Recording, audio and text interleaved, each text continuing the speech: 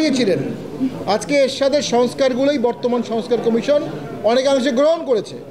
বিভাগওয়ারি হাইকোর্টের বেঞ্চ করার কথা বর্তমান সংস্কার কমিশন বলেছে। উপজেলা কোর্ট চালু করার কথা বর্তমান সংস্কার কমিশন বলেছে। এই প্রেক্ষাপটে সামনের দেশের মধ্যে একটা স্পষ্ট বিভাজনতন্ত্র আমরা দেখতে পাচ্ছি। এক ভাগ ঐক্য পরীক্ষায় বাদ দিয়ে দেওয়া হয়েছে, এক ভাগ ঐক্য পরীক্ষায় সম্পূর্ণ অংশগ্রহণ করেছে, আরেক ভাগ ঐক্য প্রক্রিয়ায় অংশগ্রহণ করেছে কিন্তু পরে দ্বিমত পোষণ করেছে। এই প্রেক্ষাপটে যে গণভোটের দাবি করা হচ্ছে এটা নজিরবিহীন। আমাদের দেশের সংবিধানে এই মুহূর্তে গণভোটের কোনো প্রভিশন নাই। গণভোটের প্রভিশন ৭২-এর অরিজিনাল সংবিধানে ছিল। সেই সংবিধানের অরিজিনাল যে প্রভিশনটি ছিল সেটিকে যদি আমরা নিয়ে আসি তাহলে দেখা যায় একটি বিল পাস হবে, একটি বিল ড্রাফট হবে, সেই বিলটি কমিটিতে যাবে, সেই বিলটি কমিটি থেকে সংসদে যাবে, সংসদ থেকে আবার কমিটিতে আসবে, কমিটি থেকে আবার সংসদে যাবে, সেখানে সংশোধনী সহ আলোচনা ভিত্তিতে পাস হবে। পাস হওয়ার পর যদি সংবিধানের বেসিক স্ট্রাকচারে পরিবর্তন করতে হয় তাহলে তারপর সেটা গণভোটে যাবে। সংসদ পাশের পর গণভোট হবে রাষ্ট্রপতির সম্মতির আগে। বর্তমানে যে গণভোটের দাবিটি উঠেছে সংসদের পাশ করার আগেই, এই দাবিটি বাস্তবায়ন হলে ঐক্যমত কমিশনকে সংসদের স্ট্যাটাস দেওয়া হচ্ছে। ঐক্যমত কমিশন সার্বভৌম না, ইলেক্টেড না, সংসদ না। সংসদকে বাইপাস করে কোনো আইন পাশ করা হলে সে আইনটি সুপ্রিমেসি অফ কনস্টিটিউশন আর্টিকেল 7 অনুযায়ী সংবিধানের সাথে সাংঘর্ষিক হবে। আমরা মনে করি দেশের এই ক্রান্তিলগ্নে একজন ডিআইজি অফিস থেকে পালিয়ে গেছে, 140 জন গত এক বছরে মবের আঘাতে মারা গেছে, প্রায় 50 জন ক্রস ফায়ার হয়েছে, অর্থনীতি স্তিমিত হয়ে গেছে, শত শত কারখানা বন্ধ হয়ে যাচ্ছে, অসংখ্য গার্মেন্টস বন্ধ হয়ে যাচ্ছে, মানুষের চাকরি পাওয়া যাচ্ছে না, কেনাবেচা বন্ধ হয়ে গেছে, ইকোনমিক মোবিলিটি বন্ধ হয়ে গেছে। এই প্রেক্ষাপটে আরেকটি অনৈক্যের সূচনা করবে এই গণভোট। আমরা মনে করি দেশে আর বিভাজন আমরা চাই না। দেশ বাঁচাতে হলে ঐক্যমত সৃষ্টি করতে হবে, সকলকে সাথে নিয়ে দেশ গড়তে হবে। যারা দোষী তাদের বিচার করতে হবে, যারা নির্দোষ তাদেরকে কোনো ট্যাগিং করা যাবে না। স্বৈরাচারের দোষর একটা ন্যাক্কারজনক গালি। আপনি হয় স্বৈরাচার হবেন, না হয় স্বৈরাচার হবেন না। দোষর বলে অনেককে প্রক্রিয়া থেকে বাদ দিয়ে একটা অগণতান্ত্রিক, একটা অযৌক্তিক, একটা স্বৈরাচারী সংস্কার চাপিয়ে দেওয়ার কিছু চেষ্টা করা হচ্ছে।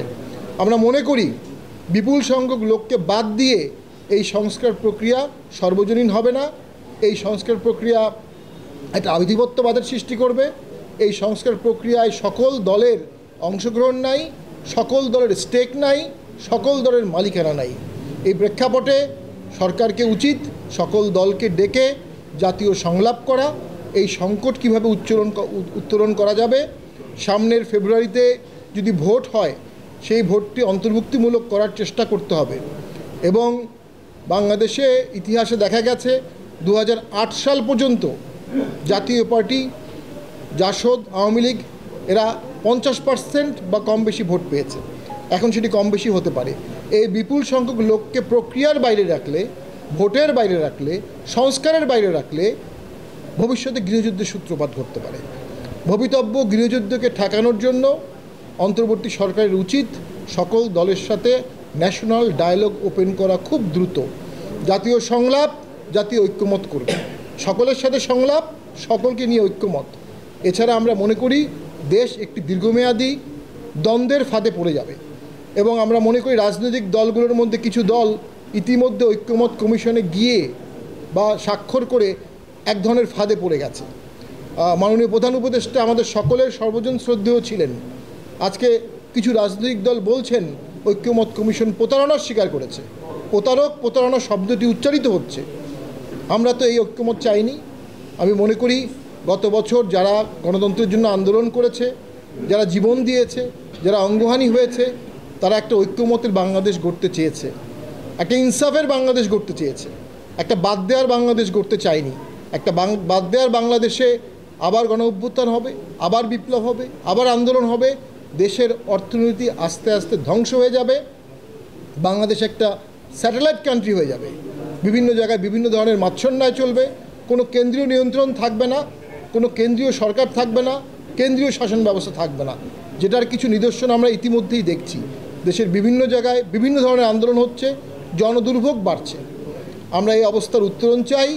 জাতীয় পার্টি খুব দ্রুত দেশের জন্য দফাওয়ারি প্রস্তাব নিয়ে আসবে, যার মাধ্যমে দেশে মুক্তির চেতনা থাকবে, মুক্তির আলো থাকবে, নতুন বাংলাদেশ গড়ার দিক নির্দেশনা থাকবে।